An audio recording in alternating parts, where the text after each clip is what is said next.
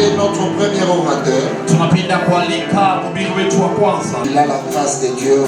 Mwenye kuna neema ya Mungu. Alléluia. Amen. Alléluia. Amen. Prépare-toi. Ujitayarishe. Prends ton stylo. Beba biki yako. Ton agenda.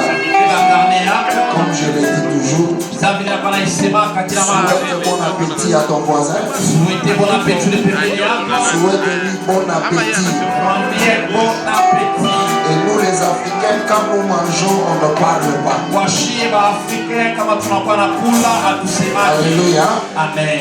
L'homme de Dieu, le pasteur David Makonga. Au moment où il est en train de monter, je veux que l'église le reçoive. Je veux que l'église reçoive l'homme de Dieu.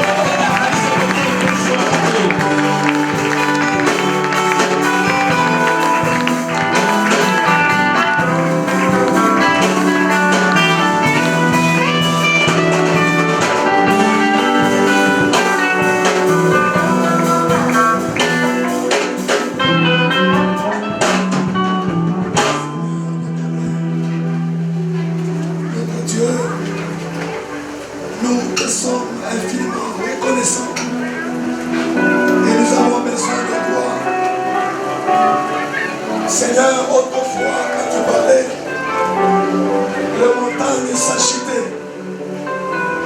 Seigneur, autrefois, quand tu parlais, les cœurs brûlaient. Seigneur, autrefois, quand tu parlais, les âmes se convertissaient. Autrefois, quand tu parlais, Seigneur, tu accompagnais ta parole par des signes et des prodiges. Et l'Écriture dit, tu accompagnais par des signes de miracles l'évangile que les apôtres ont annoncé. Voilà pourquoi aujourd'hui, Seigneur, nous sommes là. Que nous disparaissons et que toi seul, tu puisses apparaître. Fais-le parce que tu es Dieu. Alors que toi tu parles, Seigneur Dieu, que toute chair s'épaisse. Alors que toi tu parles, et tout esprit qui ne confesse pas ton nom se taise. Alors que toi tu parles, Seigneur, nous voulons uniquement écouter ta bouche, Seigneur. Fais-le parce que tu es Dieu. Je te promets, oh mon Dieu, qu'à la fin de ce travail, c'est à toi seul que je vais remettre tout le droit, tous les honneurs, tout le respect, parce que nous ne sommes que de simples instruments. Sois avec nous du début jusqu'à la fin, au nom puissant et glorieux de Jésus le Christ. Que tous les saints disent Amen. Amen.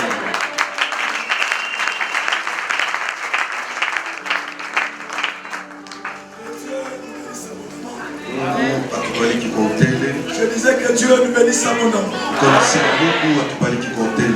Nous disons merci à notre Dieu. Nous lui sommes vraiment reconnaissants. Il était le Seigneur. Je ne pouvais jamais me tenir au devant de vous. C'est par sa grâce et son amour. Il ne cesse chaque fois de renouveler à notre personne. Et c'est comme ça que j'aimerais que nous célébrons son nom. Si tu es reconnaissant comme moi, ce que tu es, ce que tu as, c'est la grâce de Dieu. Est-ce qu'on peut m'aider à les célébrer? Celui que nous acclamons, il est le roi des rois. Celui que nous acclamons, il est le Seigneur des seigneurs. Celui que nous acclamons, il est celui qui consomme notre foi. Celui que nous acclamons, c'est celui-là qui nous conduit. Celui que nous célébrons, il a la dernière signature sur notre vie. Est-ce que tu peux faire du bruit à la mort de Jésus?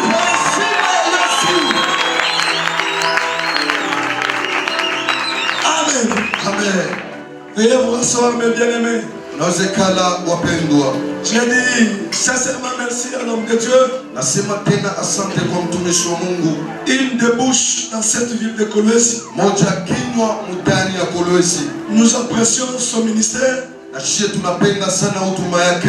Et nous sommes fiers de ce qu'il fait dans cette ville. Tunafieri kubwa kwa ile anafanya ndani ya mji. Et il y a quelques minutes, j'ai discuté avec lui. Kuna dakika kidogo nilikuwa nazungumza naye. Je lui disais que le ministère ne se dit pas. Na kwa nilikuwa namuonesha huduma aidiseme wake. Le ministère, Huduma c'est un travail. ni kazi. Ça ne se dit pas, Aisemele wake. mais ça se prouve. Lakini najionekanisha. Et quand on vient ici, Wakati tunakuya on hapa. n'a pas besoin qu'un prophète puisse nous dire. Hatuna lazima na nabii atuoneshe. Et le pasteur ou l'apôtre Jonas Muteba, il a Dieu. Wala mtume Jonas eko na Mungu. On n'a pas besoin que quelqu'un vienne nous dire Hatuna lazima mtu akuja hapa que atuoneshe. l'apôtre Jonas Muteba, il a reçu l'appel authentique. Mtume Jonas Muteba alipokea mwito ya ukweli. On regarde le travail Tunaangalia kazi. et nous-mêmes nous acceptons que Dieu est avec nous. Si baye tunachika tunasema Mungu yuko pamoja naye. Je dis merci à l'apôtre Jonas. Nasema asante kwa apostol Est-ce Jonas. qu'on peut célébrer la grâce des dadis de cette maison? Eti tunasimulia neema ya baba wa hii nyumba. J'aimerais que nous célébrons Ninapenda tushangilie la grâce du Père. neema ya baba wa hii nyumba.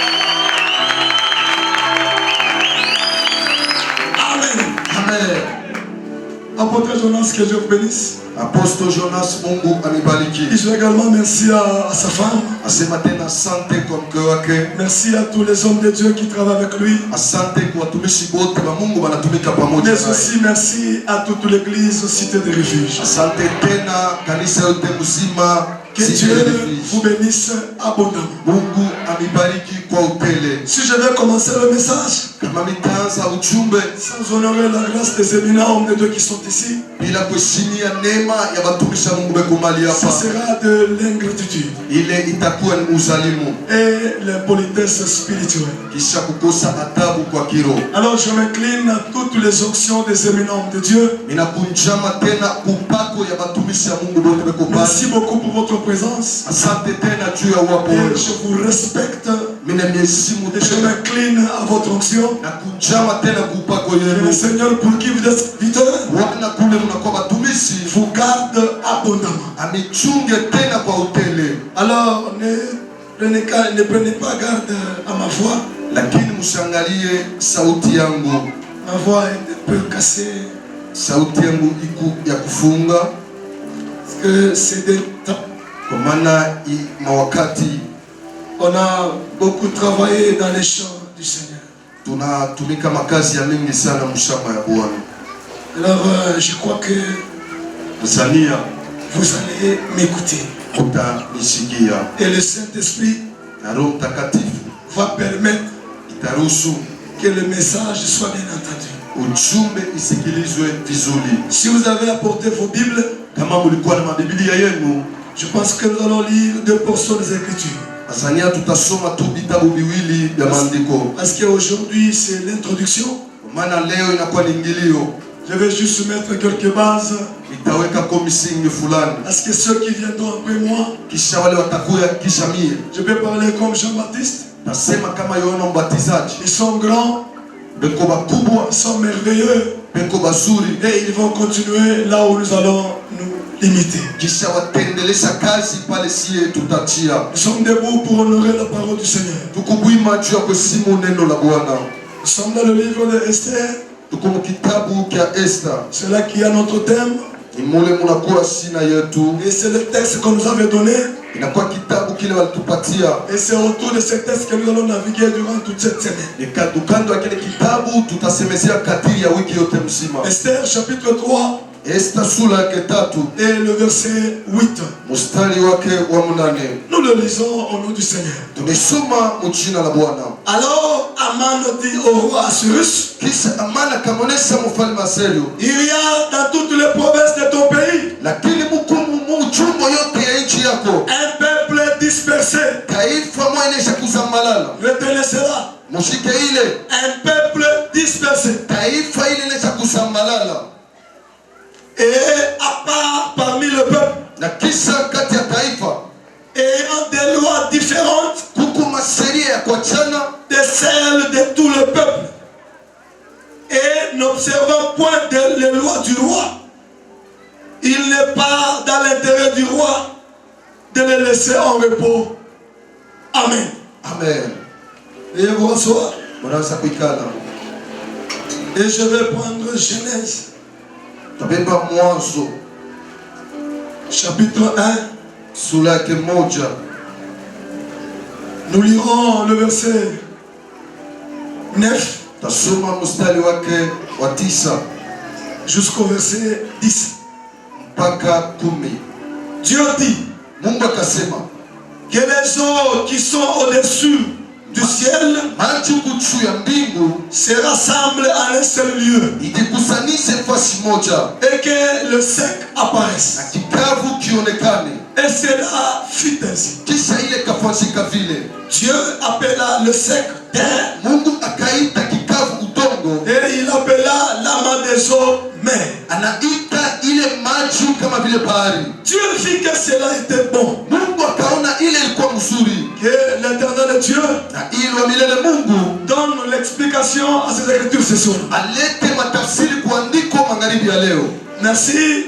Asante.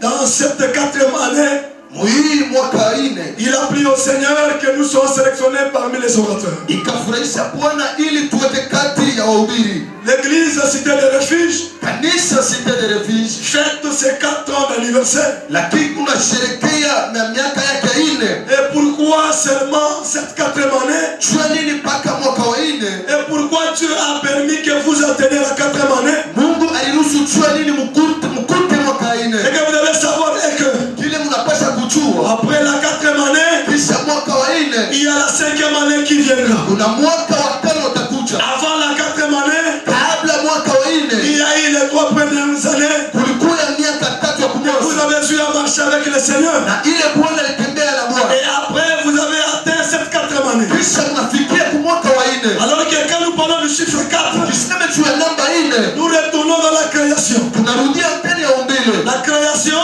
Umbile, le premier jour, siku ya kwanza Dieu a créé Mungu aliumba, ce qu'on appelle la lumière. aliumba ile malaika mwangaza. Quand il a créé la lumière, Wakati aliumba mwangaza, arrivé le 2e jour, kufika siku ya pili il a créé le ciel. aliumba mbingu. Quand il a créé le ciel, Wakati aliumba mbingu, arrivé le 3e jour, kufika siku ya tatu il a créé la terre. akaumba tena udongo. Et c'est là que nous avons lu avec vous. Ni pale tunasoma na moyo, Arrivé le 4e jour, kufika siku ya ine Dieu a créé les luminaires. Mungu akaumba miangaza. Dans les luminaires, Ndani ya miangaza nous voyons le soleil, tunaona machua, la lune, mwezi ainsi que les étoiles. na manyota. C'était le 4e jour. Ilikuwa ni siku ya ine. Quand il a créé ces choses, Wakati aliumba bibibu, l'objectif shaba était que ces luminaires ilikuwa ni miangaza puissent éclairer la terre. iangazie dunia. Pourquoi?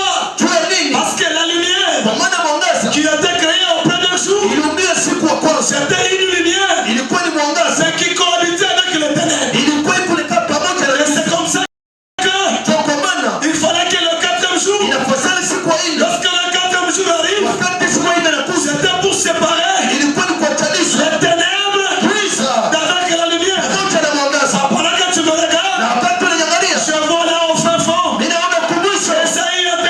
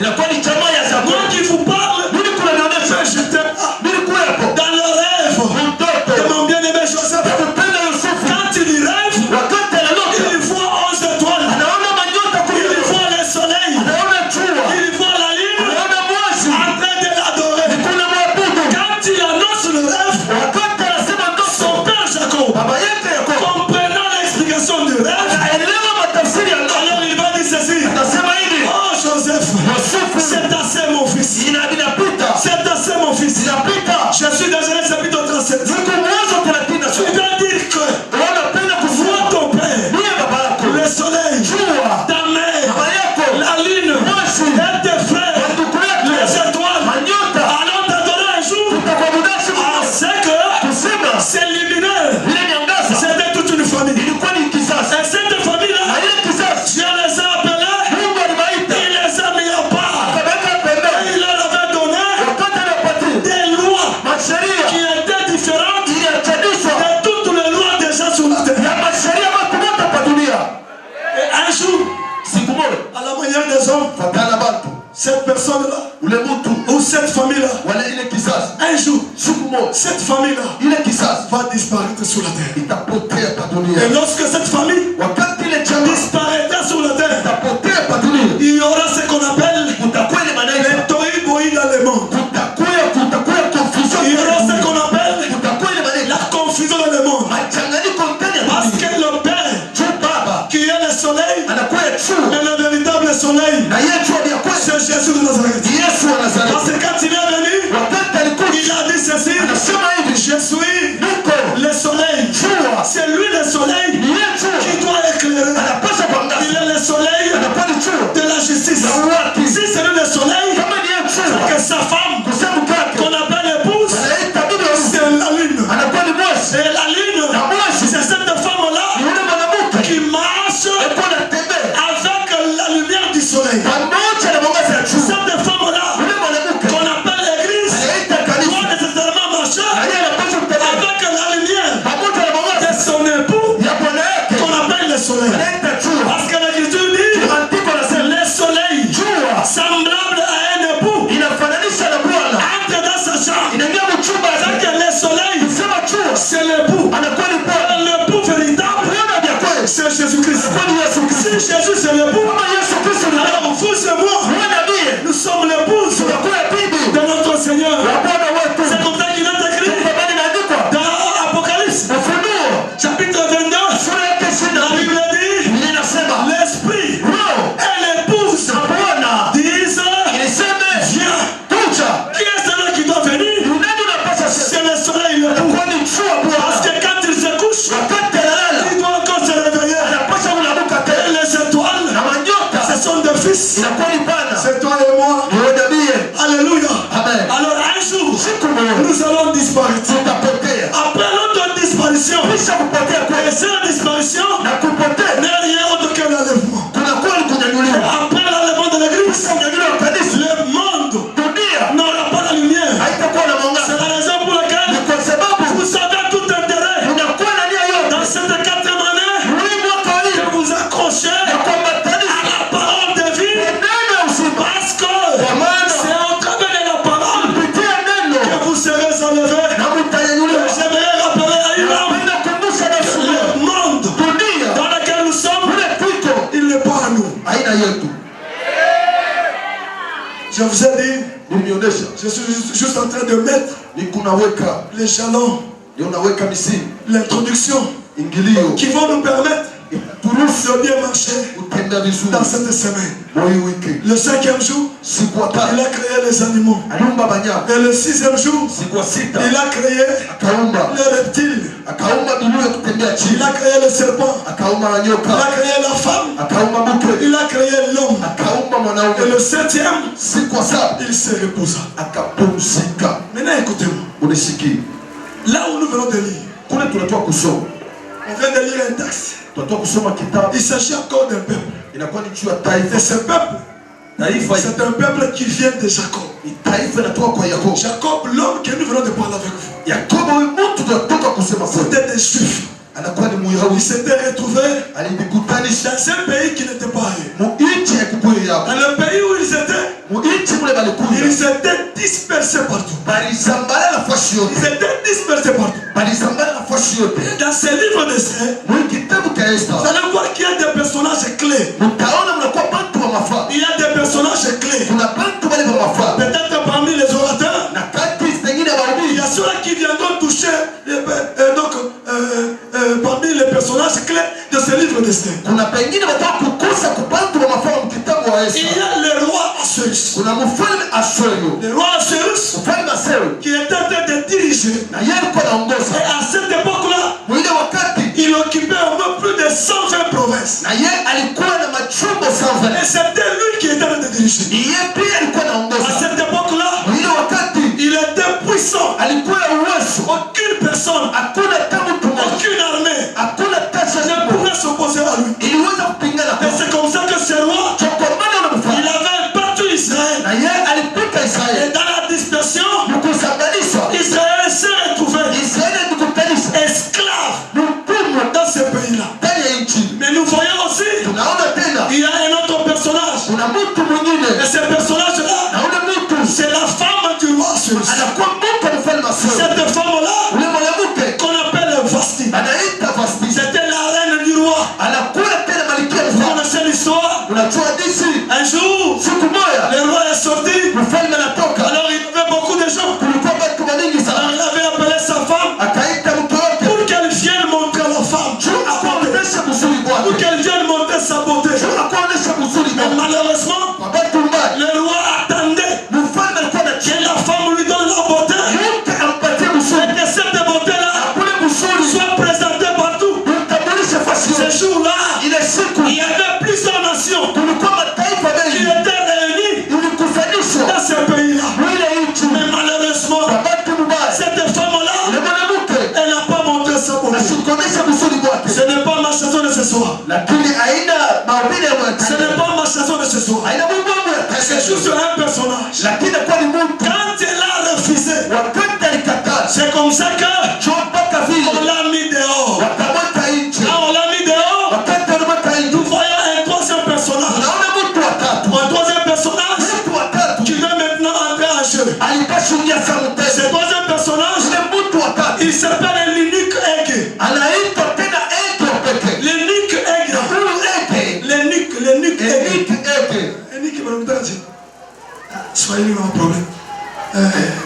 L'unique aigle. Bon, tenez pour avis. L'unique aigle, Huyu Ege parce qu'un unique, kwa maana tena c'était le gardien anakuwa ni de mchungaji la femme du roi. wa mke mfalme, C'était le gardien ni mchungaji de la femme du roi. wa mke Et mfalme. en tant qu'unique, Kama vile tena il mchungaji devrait être castré. na yeye alipaswa On devrait lui enlever le plaisir sexuel walipaswa kutosha nia tena pour qu'il garde bien la femme du roi. achunge vizuri mke Et mfalme. cet homme-là qu'on appelle aigle, Huyu mwanamke mwanaume maleta mchungaji, alors la loi avait prévu sheria ilitengenezwa les conseils du roi na kanuni ya mfalme pour qu'on puisse chercher ndio kubatafute, parmi les belles femmes du pays na kati ya barembo ba nchi une femme mwanamke qui mmoja devrait être épousée par le roi. na yeye alipaswa kuolewa na Et mfalme, c'est cette femme-là na ule mwanamke qui devait remplacer la reine Vasti. alipaswa kuombola malkia Vasti. Jusque-là, Na pale je suis en train de raconter l'histoire niko naleta halisi pour que vous compreniez ni nini mwelewa, de quoi il s'agit inakuwa ni mambo gani dans ce texte que nous venons de lire. ni kitabu kwa kusoma, Et je suis en train de faire une synthèse lakini unafanya du sante livre d'Esther. ya kitabu ya Esta. Bwana atubariki sana. Le Seigneur nous bénisse à Bwana vous. atubariki sana. Le Seigneur nous bénisse à vous. Bwana atubariki sana. Le Seigneur nous bénisse à Et c'est vous. comme ça que l'unique aigle, Kwa maana tena on mchungaji doit maintenant choisir 8 filles. anapaswa kuchagua mabinti na Ah, mbana. on a choisi 8 filles. Wakati wachagua mabinti banane Alors ces filles-là na wale mabinti devraient être soignées, walipaswa kuwatengeneza, devraient être préparées walipaswa kuwaandaa pendant une période kadiri ya wakati de fulani 12 mois. ya miezi 12. Et vous savez tous Unajua nini yote? que 12 mois Miezi 12 est égal à une année. inaleta mwaka moja. C'est que ces femmes-là Kusema ama mabinti devaient être préparées anapaswa kuwaandaa, juste les laver kuwanawisha et moyo oindre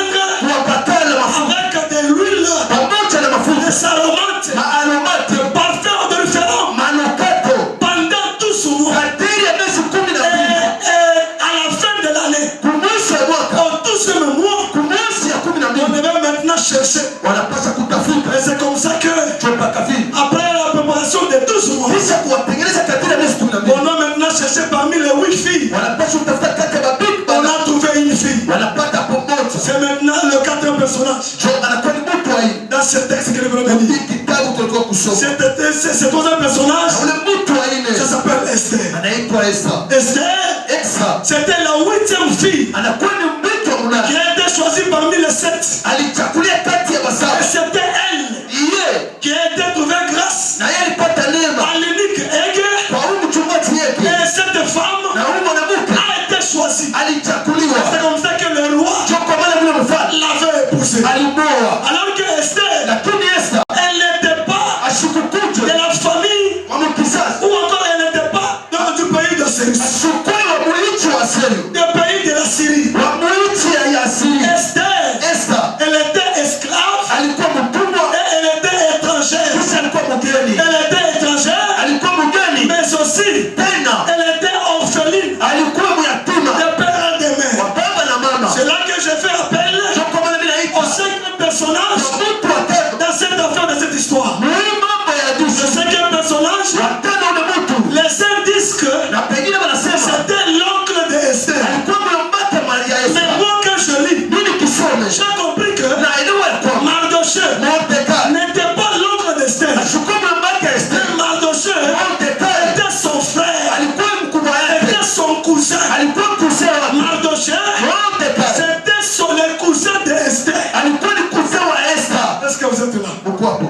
Est-ce que vous êtes là? Uko hapo. Et le frère, Na wanduku il a parlé à sa petite soeur. naonesha mloko wake Elle mwanamke. lui a donné des consignes. Akampatia vya kufanya. Elle lui a donné des conseils. Akampatia mashauri. Ce qu'elle devait faire. Bila alipasha fanya. Parmi lesquels, Kati ya hii il ne fallait pas que la reine Esther, haifashani malikia il ne Esther. fallait pas que la reine Esther Haifanikiwi malikia Esther dise aseme quelle était sa nationalité. na ye aikukuye Il nationality fallait yake. qu'elle garde le secret. Achunge De siri. ne pas révéler Asifunue sa nationalité. nationality yake. Dans les temps que nous vivons, Wakati pia tunaishi la foi, imani c'est la chose la plus précieuse kitu cha bei sana. que nous devons garder chez nous. Tunapaswa chunga kwa nguvu C'est la raison pour laquelle, kwa sababu la temps dans laquelle nous sommes, wakati mule tuko nous ne pouvons pas donner les oreilles hatuwezi kupelea à masikio n'importe quel enseignement. kwa mafundisho Nous yoyote. ne pouvons pas donner nos oreilles Hatuwezi leta masikio à n'importe quelle bouche.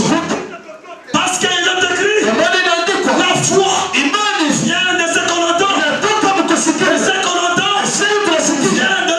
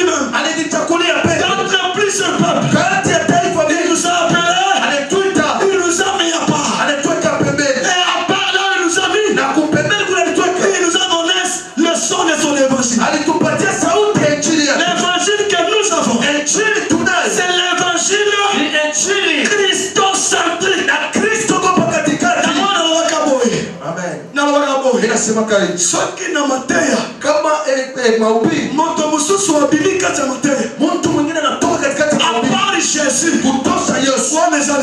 Ile haina mahubiri. Si dans une prédication. Kama tu mahubiri. On fait sortir un autre homme. Anatosha mtu mwingine. Apart Jésus. Kutosha kwa tu Yesu. C'est pas la prédication. Haina mahubiri. La prédication. Mahubiri. Doit être Christocentrique. Inapaswa kuwa Kristo katikati. Nous prêchons Jésus. Tunahubiri Yesu. Nous chantons Jésus. Tunaimba Yesu. Nous dansons Jésus. Tunacheza Yesu. Tout ce qui est à nous, Yote kumwasu. c'est Jésus. Yesu. Ou rien. Kwa Yesu baka. Et la foi, Imani. c'est Christocentrique. Ni Kristo katikati. Un peuple Taifa. mis à part Ilikuwa pembeni. parmi Kati le peuple. ya taifa. C'est là que je disais, Ipani nilikuwa nasema. j'ai compris une pensée. Na ile wazo moja. Au troisième jour de la création, Siku ya tatu ya umbili. Dieu, Mungu pour créer la terre, juu ya kumba tena udongo. il va séparer. Atachanisha. Il sépare les eaux d'en haut Anatanisha maji ya yulu et les eaux d'en bas. na maji ya chini.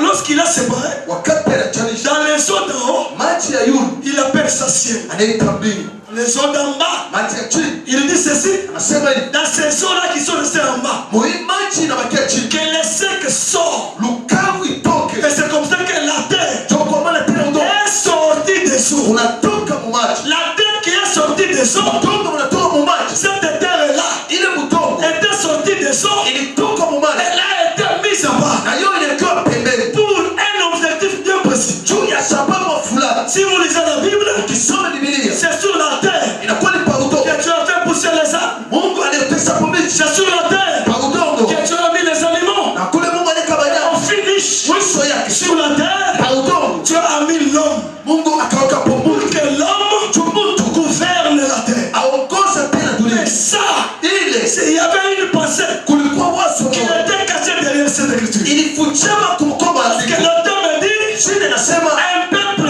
mis à part taifa ilikuwa pembeni. parmi le peuple. Kati ya taifa. Or, le peuple qui est mis à part, Na ile taifa ilikuwa c'est que c'est pembeni. un peuple Ni taifa qui est sorti de quelque part. inatoka fasi fulani. C'est comme ça que l'église Soko maana vile kanisa. a sa définition. Na hiyo ni maanisho yake. C'est quoi l'église? Kanisa nini? L'église, Kanisa c'est la somme inakuwa ni mchana de ceux-là ya pale que Dieu a appelé Mungu aliita hors de. na kutinja. Ah, je comprends, frère. Na eneo pale C'est que ndio le peuple mis à part, taifa ilikuwa c'est pembeni. l'église du Ni Seigneur. kanisa ya Bwana. Or, l'église Kanisa n'est pas masculin. na hiyo haina tu kwa wanaume. L'église, Kanisa elle est féminine. ni ya kanamuke. Si l'église est féminine, Kanisa ni c'est que kanamuke. l'église, Nasema ce kanisa n'est pas un homme haina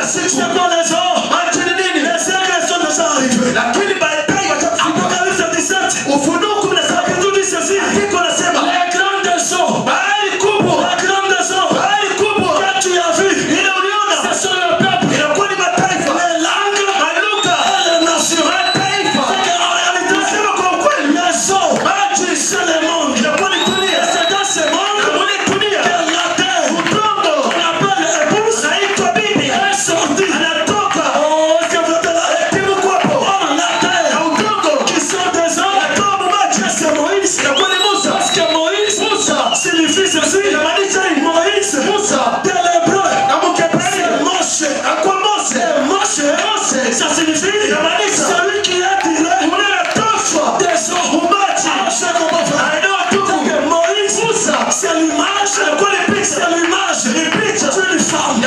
Quelqu'un me dira ceci. Non, David, tu as menti. Parce que Moïse, c'est un homme.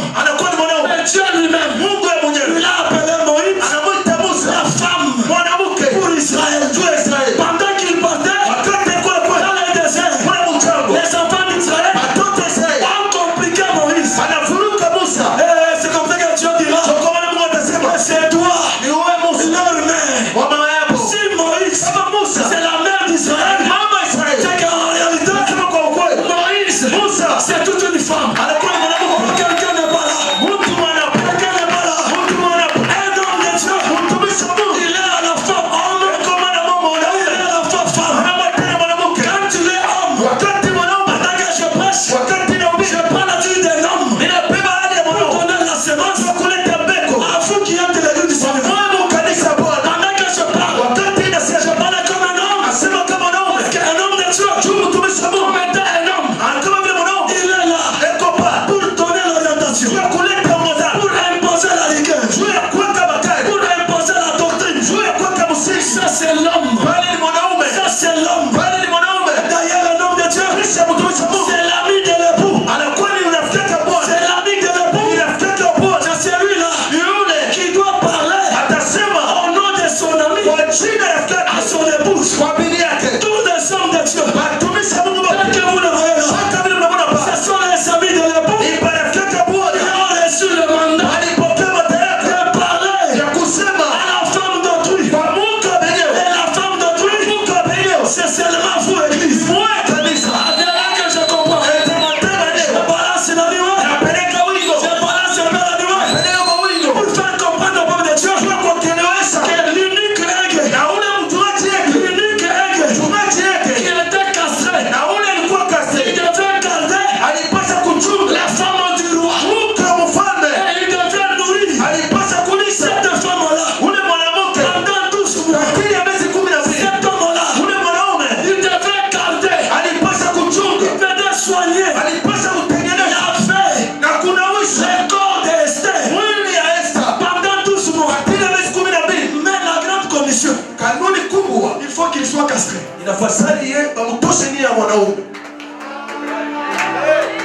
Parce que s'il n'est pas castré, il va endosser la femme du roi. La question que je nous pose tous, hommes de Dieu, est-ce que nous sommes castrés? Aujourd'hui, dans le milieu des hommes de Dieu, ça ne sent pas bon. Dans le milieu des hommes de Dieu, ça ne sent pas bon. Et quand les gens me posent la question, pourquoi toutes ces bavures dans les choses des hommes de Dieu, je leur donne une seule réponse. Nous savons beaucoup d'hommes de Dieu qui ne sont pas castrés. Et c'est la raison pour laquelle Dieu, comprenant cela, il dit ceci à Moïse. Lorsque tu vas au roi de l'identificateur, fais attention Moïse, donne un caleçon. Et le caleçon va commencer de la hanche jusqu'au genou. Parce que le caleçon devait protéger la nudité du sacrificateur. Parce que si le peuple voit la nudité du sacrificateur, le peuple sera dans la malédiction.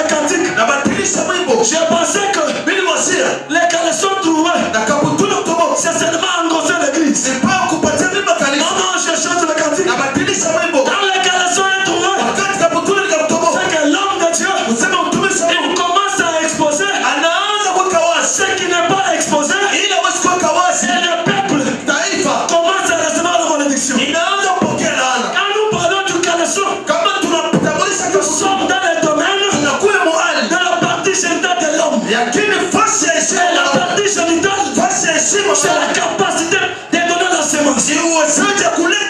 Or, la semence, elle est donnée pendant que nous prêchons. Le nom de Dieu, si vous voulez visiter la chair, vérifiez-le. Est-ce que son caleçon est sur sa place? Ou le caleçon n'est pas à sa place? Je parle du caleçon, je parle de l'enseignement. L'enseignement de l'évangile. Lorsque l'évangile est dévié, lorsque l'évangile manque sa cible, sachez déjà que c'est sacrificateur là, son caleçon est déjà trouvé. Parce que l'état que nous sommes, nous avons besoin des cyniques aiguës. Les cyniques aiguës. Les cyniques aiguës qui doit garder la femme. C'est l'image de ce verset 4:11. Verset 4:11. Nous voyons les 5 dons ministériels. Les 5 dons ministériels, ce sont ces personnes-là que Jésus a commissionné son épouse. Parce que dans ce texte, les rois Assuérus, c'est l'image de Jésus. Les rois Assuérus, c'est l'image de Jésus. Qui pour avoir la femme, il faut que cette femme passe par 12 mois entre les mains de l'eunuque aigu. Or 12 mois est égal à une année. Alors moi qui vous parle, mais j'étais là pendant que cet homme-là venait. Il est entré dans le temple. J'étais là vraiment. S'il vous plaît. S'il vous plaît. Et cet homme-là, quand il est dans le temple, il a pris le rouleau. Il a lu. Il a dit ceci. L'Esprit du Seigneur est sur moi. Car il m'a ouvert pour délivrer les captifs, pour annoncer la bonne nouvelle, pour guérir les malades. Il a dit beaucoup de choses. Et pour terminer, il dit ceci. Pour annoncer l'année de grâce. Cet homme-là a dit pour annoncer l'année de grâce. Ah, je comprends, frère. C'est que l'année de grâce était annoncée par un homme. Or, cet homme-là, il est lui-même dans 12. Ou encore 12 dans un. Une année. Dans que 12 mois. Et quand Jésus vient, il va choisir. Ce n'est pas 13 apôtres. Ce n'est pas 11 apôtres. Ce n'est pas 14 apôtres. Il a choisi 12 apôtres. C'est que chaque apôtre était un mot prophétique. Parce que les 12 apôtres, ils ont reçu mandat de travailler pendant une année. Et une année là, c'est l'année de la grâce. Dans cette année de la grâce, l'unique aigle qui est l'image du ministère, nous avons reçu mandat de préparer l'épouse. Nous le préparons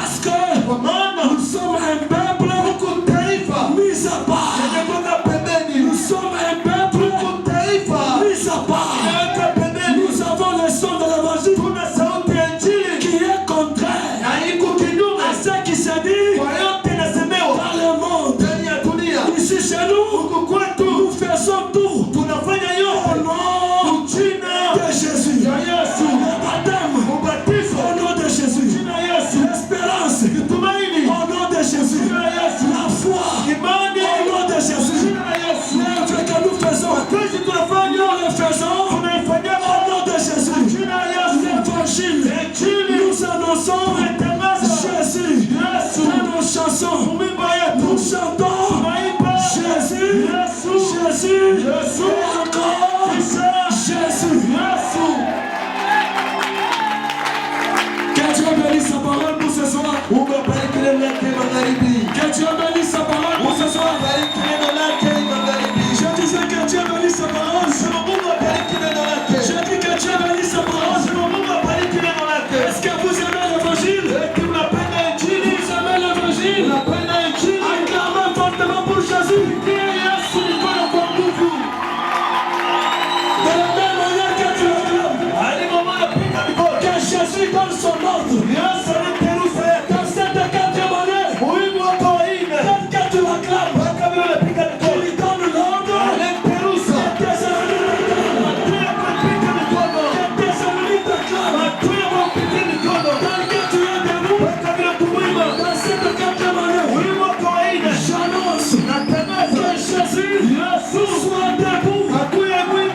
tes affaires. Que Jésus soit debout dans ton ministère. Que Jésus soit debout dans ton mariage. Que Jésus soit debout dans tes études. Que Jésus soit debout dans tes projets. Que Jésus soit debout dans tes relations.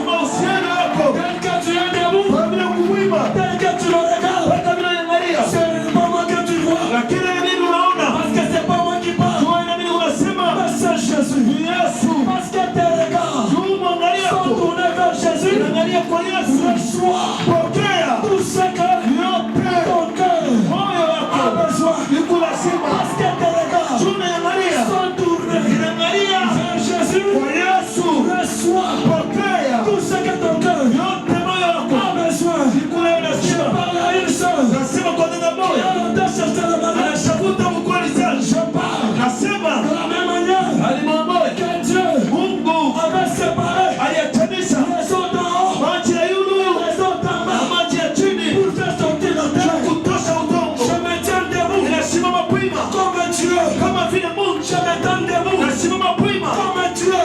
debout comme Dieu. En tant que Dieu, je commence à crier. Je commence à crier.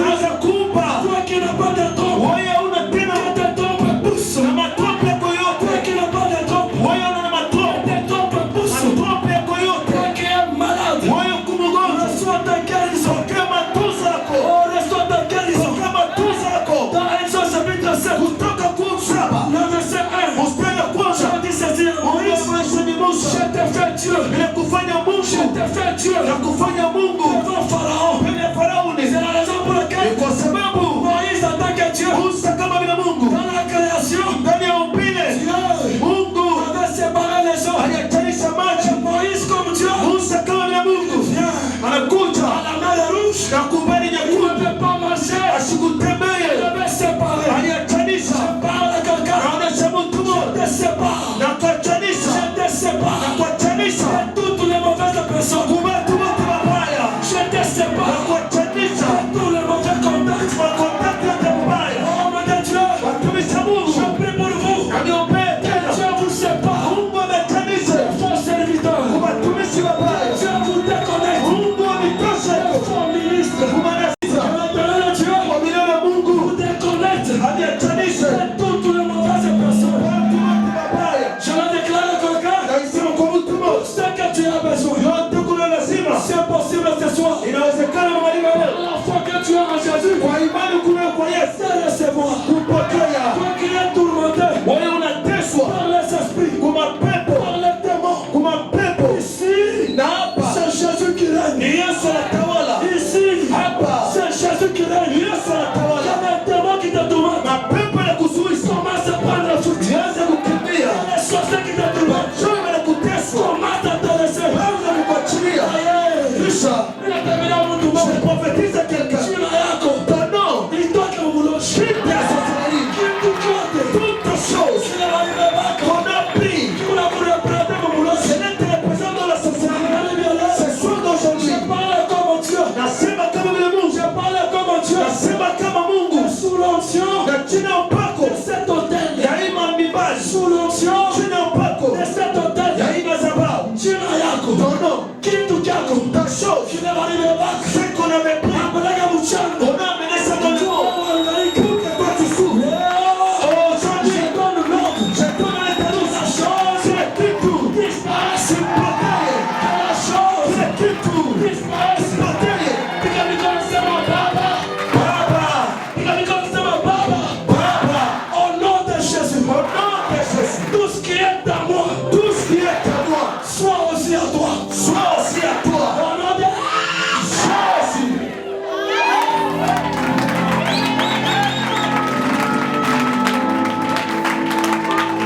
Dis à ton voisin, aujourd'hui c'est le premier jour. Leo siku ya kwanza. Et ça, c'est l'avant-coup. Hii ni ya kuanzia hapo. Mwambia sema kesho. Kanai. Hapana golofu. Hapana kulofa. Sasa ingia maombi. Récupérer tout ce qui est à toi. Commence à détruire. Commence à faire tomber. La puissance de la vie.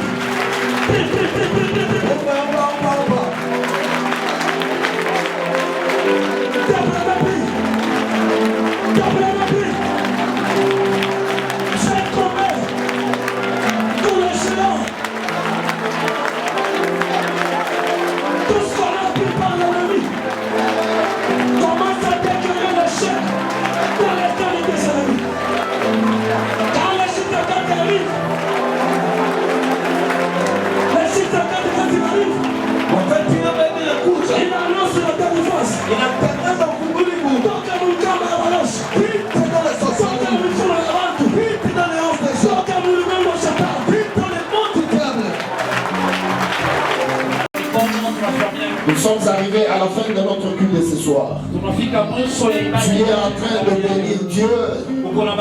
Tu élèves Dieu pour le message. Tu élèves Dieu pour ce qu'il a fait dans ta vie. Et notre Dieu, c'est un Dieu des signes. Tu es en train de lui dire merci. Et tu lui dis, Seigneur, accompagne-moi pendant cette semaine. Que je vive ta grâce. Commence à prier au nom de Jésus.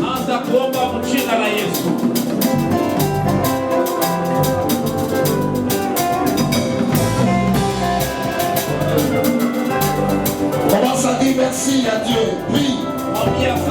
Et recommande ton chemin de retour entre les mains de Dieu.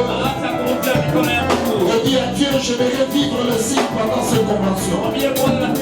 Pendant cette convention, Seigneur, visite-moi et bénis-moi.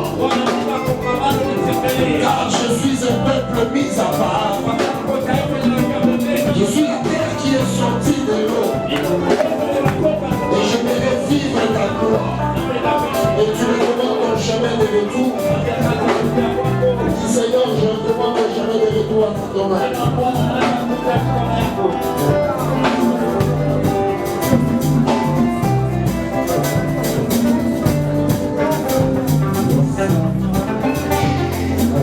Nous allons rester calmes. Je devais demander au docteur Eddy. Il va nous bénir et recommander nos chemins de retour entre les mains de Dieu. Élevons nos mains et prions. Éternel Père puissant, l'aide des temps et des circonstances. Tu es Alpha, tu es Emmanuel, tu es Oméga. Merci pour ces débits glorieux. Ma prière est de te recommander toute cette semaine. Que la nuée de gloire reste permanente au milieu de nous. Et quiconque viendra à cette source, qu'il boive et que sa soif soit étanchée au nom de Jésus. Alors je recommande le chemin de retour sur le compte de tes anges. Il me dit que tes anges gardent autour de ceux qui te craignent pour les arracher au danger. Nous faisons taire toute puissance de l'ennemi, tout radar maléfique et satanique. Cela n'a pas pouvoir sur nous au nom de Jésus. Et ton peuple rende l'air de mer sous le champ d'acclamation de l'allégresse. Au nom de Jésus, et nous avons ici prié, nous disons Amen. Alléluia. Que Dieu vous bénisse. Nous sommes en train de sortir, il y a les hommes de Dieu qui sont d'abord. Et après, Batumishi Mungu Nashide Tutafuata tena. Mungu amibariki. Na rendez-vous kesho à partir de 14h. Que Dieu vous bénisse.